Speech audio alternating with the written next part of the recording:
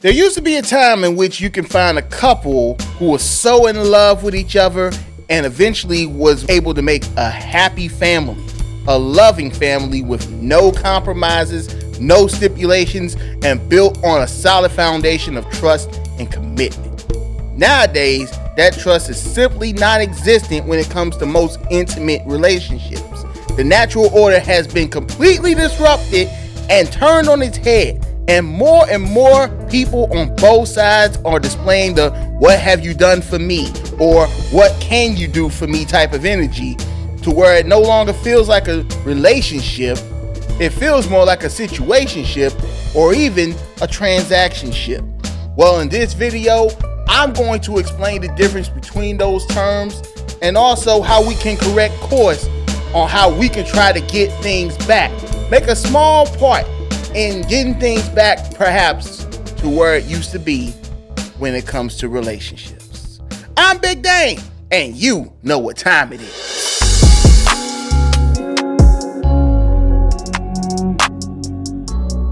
Yo, what's happening, everybody? Greetings and welcome to another episode of the You Know What Time It Is broadcast. I am the resident timekeeper, Big Dame, and I want to thank you again for tuning in to another episode. Let's get started with this topic: relationships, situationships, and transactionships. Which one are you in? Now, according to this page known as tbafoundation.wordpress.com, they broke down the difference between a relationship and a situationship. And I'm going to go over 4 different things they broke down for each of them. So when it comes to relationships, the title of boyfriend or girlfriend. Number 1, the title of boyfriend or girlfriend. Although this is important, it doesn't solely define a union. Number 2, both of the parties understand that being committed to someone in a relationship means they are off the market and no longer available to anyone else. Number 3, it's monogamous, which in definition means the individual has only one partner during their lifetime or at any one time. This helps bring stability and safety to the intimate circumstance.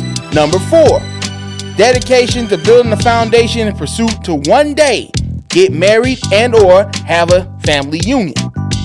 Now, when it comes to situationships, they broke that down into 4 pieces as well. Number 1, dating someone that tells you from day one he or she is not committed in any type of commitment. Number 2, there are no expectations or questions that require an answer. You are both on the same page as to what it is and can genuinely have a great time together without strings attached. Number 3, there is something in it for you. Sex often complicates things or allows the mind to put up with the lack of commitment because there's an addictive nature to it.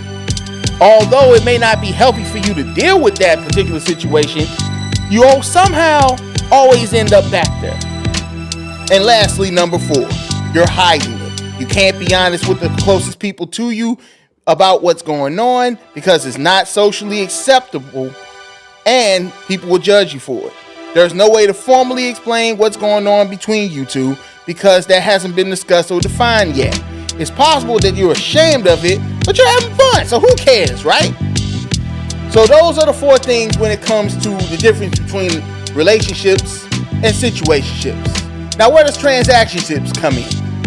Well, I looked all over online to see if I can be able to find any sort of details as relates to transactionships, but I haven't been able to find none, so I'm going to just come up with my own definition. Transactionships is when a person pretty much wants you to monetize a lot of activity when it comes to being in a relationship. They try to use monetization in order to, as an ultimatum, so to speak.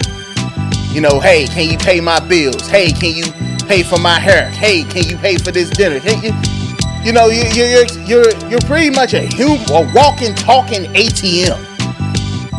And let's just be real, ladies and gentlemen. Those are gold diggers or aspiring gold diggers for the most part. If a person can't love you for you and instead always just love you when it comes to what's in your wallet, she's not for you, baby. Or he's not for you. Gotta make it equal. So at the end of the day, there's a huge difference between being in a relationship, being in a situationship, and being in a transactionship. Now, obviously, we all want to be in meaningful, fruitful relationships with the people we interact with. But in specifically talking about the intimate relationships, listen, there's still people out there that wants to make things work when it comes to being in a committed, exclusive, monogamous relationship. Because, again, it's all about trust.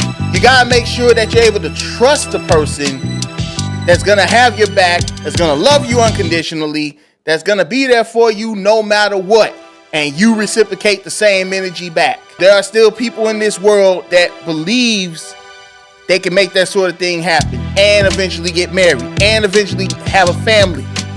So, to those people who are still looking for those traditional relationships, there's hope.